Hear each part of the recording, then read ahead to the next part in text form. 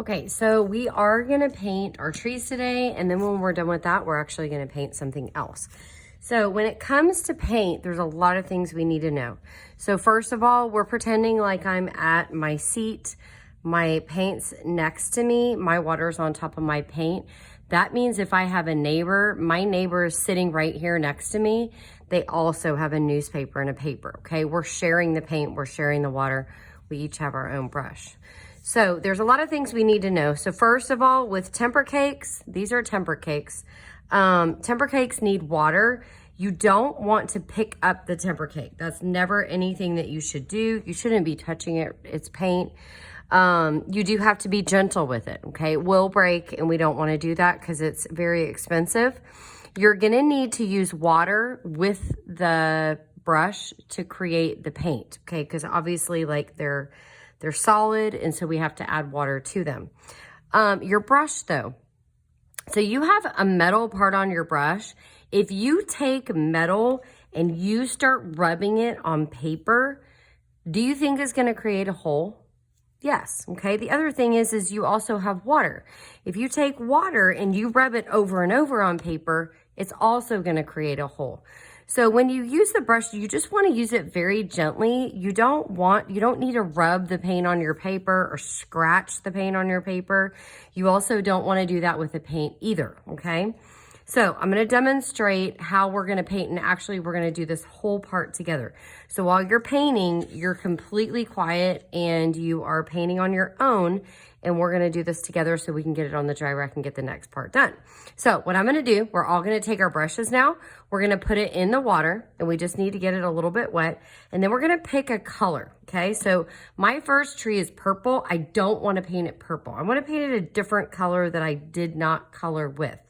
So I'm going to choose orange. So what I'm going to do is I'm going to get my brush wet. I'm going to make circles on my orange. And if you notice in your paints, there's a little circle in the middle of the paint anyway. That's for a reason. You don't ever want to paint around the outside of the paint because it just makes a mess. When you see bubbles inside the paint, that tells you the paint is ready to smooth on. And then since I'm doing the trees, I can just go up and down. So I do want to stay inside the lines as much as I can, even though we are going to be cutting it out. Now, if you notice, I went back to the paint. So I always go water, tickle the paint, and then I go to the paper and smooth it on, okay? If I don't have enough water on my brush, then my paint's gonna look very dry on my paper. If I have too much water, then my paint's gonna look super wet. So we have to kind of figure that out a little bit. Now, if I finish my first tree, I am done with orange. So I'm gonna put my brush in the water, and I'm gonna count to 10, and I'm gonna make little circles. I'm gonna show you on the screen. You're not picking up the water, but I'm gonna go 1, 2, 3, 4, 5, 6, 7, 8, 9, 10. If you notice, I'm not splashing the water. The water doesn't ever come out of the container. I just make little circles, and in fact, once you get older, you're probably not going to even think about it. And I just put my brush in the water and make circles. And I can also, if I need to, I can get a tissue. And the tissue is great because I can put my brush on the tissue and look, it's clear. There's no color. So that tells me my brush is ready to go. So I'm going to put water back on. Now I have my next tree is red. I do not want to paint with red. So I'm going to go to this beautiful blue. You can choose whatever color you want.